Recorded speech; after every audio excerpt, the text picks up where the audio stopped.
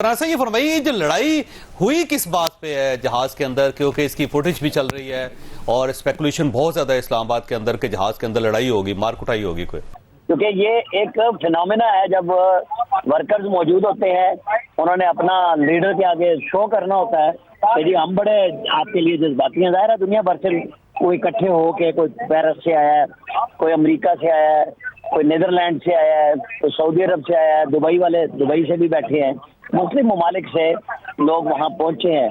और फिर भाग दौड़ और धक्कम पेन, जब लीडर निकलने लगे थे इस्लामाबाद के लिए, एयरपोर्ट के ऊपर रुकता है जहाज, एकदम आपको पता है, मैं पहले जावेद चौधरी साहब से भी बात कर रहा था, हम लोग तो वो बेसब्री कौम है कि वो ऐलान कर रहे होते हैं कि जहाज जब तक रुक ना जाए, मुसाफिर नशिस्तों पे खड़े ना हो, सामान ना लें, लेकिन हम सब करते हैं कि पता नहीं कैसे फ्लाई करके बाहर निकल जाएंगे जहाज के अंदर से।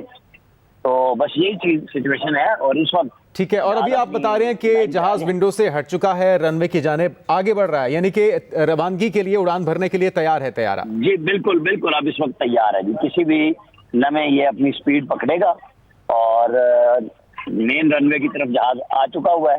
तो जैसे जैसे सिविल एविएशन के हुकाम क्लियरेंस देते जाएंगे तो जहाज अपना सफर शुरू कर देगा, जो कि लाहौर की तरफ है।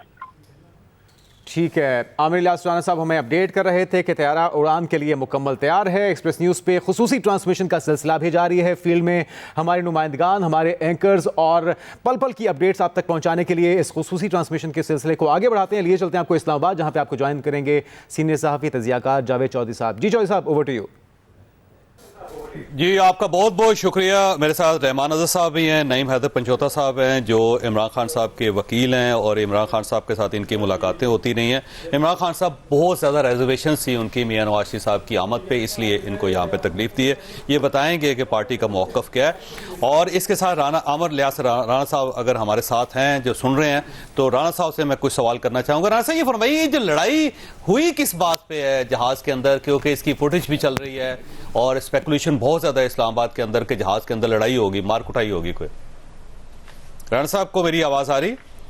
राना साहब को मेरी आवाज नहीं आ रही, तो हम अपने रिपोर्टर्स के साथ रब्ता करते रहेंगे, जो सूरत हाल है वो आपके सामने रखते रहेंगे। सरे दस्त अभी जहाज मियां नवाज शरीफ साहब का नहीं उड़ सका और उसकी वजह शायद ये है कि इसाक डार साहब को जहाज के अंदर सवार किया गया है और अब ओवरलोड था और उसके बाद ज़ाहिर है को पैसेंजर्स को रीशेप किया गया, कुछ लोगों को उतारा गया है, कुछ लोगों को चढ़ाया गया है, उस वजह से ये ताख़ीर हो रही है। इस ताख़ीर का नुकसान आगे चल के भी होगा, क्योंकि जब मियां नवाज शरीफ लाहौर के अंदर लैंड करेंगे तो फिर उनके पास टाइम बहुत कम होगा, क्योंकि जो हेलीकॉप्टर जिससे उन्होंने लाहौर एयरपोर्ट से मीनार पाकिस्तान जाना है उसके पास बहुत कम टाइम होगा। अगर मगरिब के बाद अगर मियां नवाज शरीफ वहाँ पहुँचते हैं तो फिर हेलीकॉप्टर का उड़ना जो है वो बहुत ज़्यादा बल्कि मुश्किल हो जाएगा उस वक्त। तो अब हर सूरत इन्होंने उससे पहले पहुँचना है और पहुँचने के बाद ये फिर ज़ाहिर है हेलीकॉप्टर इस्तेमाल कर सकेंगे, वरना हेलीकॉप्टर इस्तेमाल नहीं कर सकेंगे, फिर उन्हें सड़क के ज़रिए मीनार पाकिस्तान जाना पड़ेगा।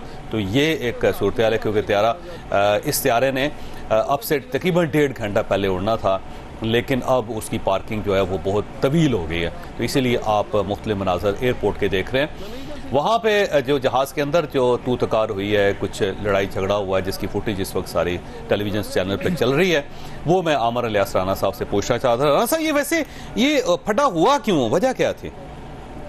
मैं अभी बता रहा था चौधरी साहब, आपको पता है कि हम बेसब्रे हैं, जब जहाज रुकता है भाग पड़ते हैं।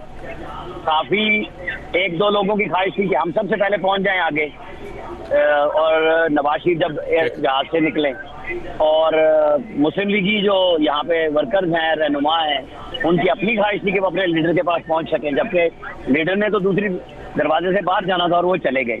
तो ये तू तकार हुई है एक दूसरे के साथ। अब आप देखेंगे बैक वक्त 2 लोग उस पैसेज में से गुजर सकते हैं, सीटों के दरमियान में से। वहाँ आप वो वीडियो अगर आप देख रहे हैं तो उसके अंदर नजर आ रहा है कि कितने लोग इकट्ठे हैं। तो ये तो हमारी फितरत है, तो तकार हुई है। और वैसे ये स्टार्ट किसने किया था और क्यों हुआ था? ये स्टार्ट किसने किया था और क्यों हुआ था? ये मैं आपको बताऊं कि स्पॉन्टेनियस था, यानी जहाज रुक चुका हुआ था, नवाज शरीफ बैठे हुए थे, आप और हम पहले बात कर रहे थे, ओके जी वो वापस आ गए जी फलाना, बस वो देखने की जो झलक की कहानी है ना, कि मैं वीडियो बना लूं, मैं नारा लगा लूं, मैं नाम बता दूं, ये सारा वो चक्कर था, इसके अलावा कुछ नहीं था। और जाहिर है कि फिर उसमें सोशल मीडिया पे बहस शुरू हो गई कि जी फलाना हो गया, कोई धक्कम पे कोई मार पिटाई हुई है। मार पिटाई भी नहीं हुई। और ये एक्चुअली जो अच्छा ये फरमाइए, सहाफी थे या फिर उनके वर्कर्स हैं पाकिस्तान मुस्लिम लीग नून के? इसमें आपको वीडियो में 2 जर्नलिस्ट नजर आ रहे हैं, आप वो देख लें।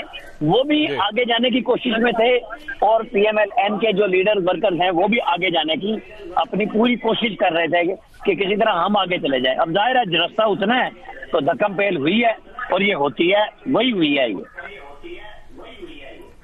अच्छा, एक एतराज ये किया जा रहा है कि मियां नवाज शरीफ के साथ कुछ सहाफी उतरे हैं और वो इस्लामाबाद एयरपोर्ट पे मियां साहब के साथ थे और बाकी सहाफियों को नहीं उतारा गया। अब ये भी एक एतराज चल रहा है, तो ये कौन से सहाफी थे जो साथ मियां नवाज शरीफ के गए और बाकी लोगों को क्यों किसी को नहीं उतारा?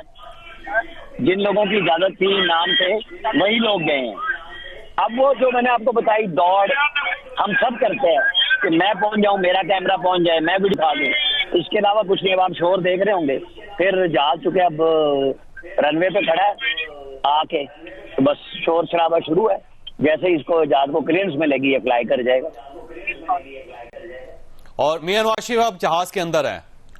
जी बिल्कुल, मियां नवाज शरीफ जहाज के अंदर हैं।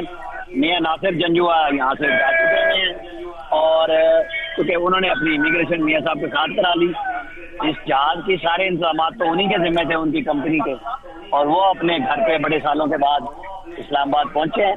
वो वहां निकल गए हैं, बाकी लोग अब लाहौर जा रहे हैं और फिर मियां साहब वहां एयरपोर्ट से चुके, उनकी तो इमिग्रेशन हो चुकी है, वो बराह रास्त एप्रन से ही निकल जाएंगे और बाकी हम सब जितने मुसाफिर हैं सबकी इमिग्रेशन होगी, क्योंकि अब इस वक्त 4:18 हो चुके हैं।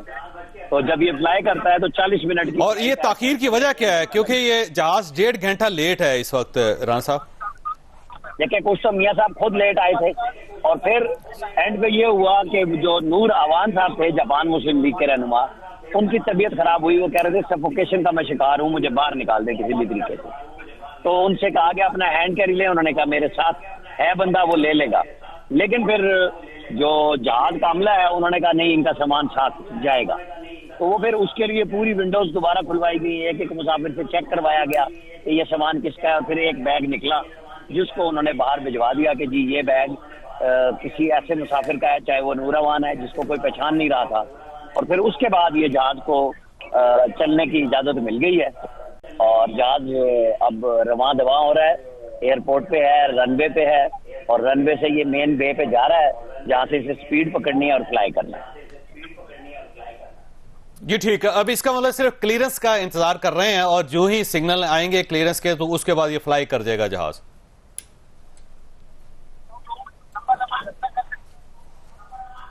जी राना साहब, मेरी आवाज आ रही है आपको? राना साहब, मेरी आवाज आ रही हो रहा है जी?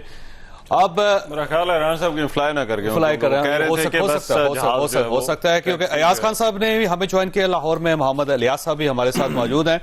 नहीं बात है पंजोता साहब, अब एक तो आपकी तरफ से एक खबर गर्दिश कर रही थी कि जब आपकी इमरान खान साहब से मुलाकात हुई तो उन्हें बहुत ज्यादा अफसोस हुआ कि मियां नवाज शरीफ की जमानत क्यों हुई है और उनकी जमानत नहीं होनी चाहिए थी। क्या बात दुरुस्त है? देखिए, बात यह है कि बहुत शुक्रिया सबसे पहले आपका, भाई का। गुजारिश ये है कि ये लंदन जो प्लान था ना जी, यही था कि एक तरफ डील करके आने वाला बंदा है और एक तरफ लीडर है जो इस वक्त जेल में पड़ा है झूठे केसेस में, और उसका स्टेटस अंडर ट्रायल का है, जो जिसमें उनको सज़ा हुई थी वो सज़ा सस्पेंड हो गई है। उसमें आप ये देखें कि जनाब ये जिस वक्त इनको ज़रूरत पड़ती है ना अपने लिए, तो फिर ये पाँव भी पकड़ लेते हैं, जो भी इन्होंने करना हो, बूट पालिश करनी हो जो भी, और जब इनकी जरूरत खत्म होती है तो फिर अकड़ जाते हैं। आप नंबर 1 नून लीग की बात कर रहे हैं? बिल्कुल, नवाज शरीफ की और इनकी। अब तो मेरा ख्याल है कोई पार्टी पीछे नहीं रही वैसे। अब आगे तो सारे एक ही लाइन में नहीं। अगर इमरान खान ने पैर पकड़ने होते तो इमरान खान बाहर होता। इमरान खान अकेले, बाकी पार्टी ने पकड़ ली, बाकी तो पकड़े ना। अच्छा, दूसरी बात, ये जो दरखास्त के ऊपर जमानत दी गई है, मैं इसके ऊपर बिल्कुल, मुझे एतराज है और पूरी कौम उसके ऊपर एतराज करती है कि किसी सूरत भी अटॉर्नी के जरिए प्रोटेक्टिव बेल दायर हो ही नहीं सकती थी, ना एक्सेप्ट हो सकती थी, दरखास्त एक्सेप्टेंस के बाद प्रोटेक्टिव बेल मिली है, जो आगे अदालत ने बगैर मौजूदगी के दे दी। एक तरफ बायोमेट्रिक नहीं हुआ, बायोमेट्रिक नहीं हुआ, क्योंकि हम गए थे हाई कोर्ट में और हमारे ऊपर ये इतराज लगा। खान साहब खुद आए थे 9 मई को, उन्हें वहां से बायोमेट्रिक वाले कमरे से, मैं साथ था, मैं जख्मी हुआ था, उन्हें उठा कर ले गए थे और सुप्रीम कोर्ट ने कह दिया कि ये गैर, वो तो सरेंडर कर चुके थे उस वक्त, उन्होंने तो उसी केस के अंदर बेल अप्लाई भी कर दी थी जिस केस में उन्हें उठाया गया था, और बायोमेट्रिक हाई कोर्ट की बिल्डिंग के अंदर। दूसरी तरफ आप देखें कि एक बंदा बाहर बैठा हुआ है, उसकी जमानत भी हो जाती है, और जो वारंट जैसे कि इमरान खान साहब के निकले थे और 26 घंटे ऑपरेशन जमान पार्क में किया गया था, इसी नौयत के उसके वारंट भी थे और बगैर आए उसके वो वारंट भी कैंसिल हो गए। तो आप ये समझते हैं कि प्रोसीजर वायलेट किया गया और ये देखिए अदालती मिसकंडक्ट इसे कहें।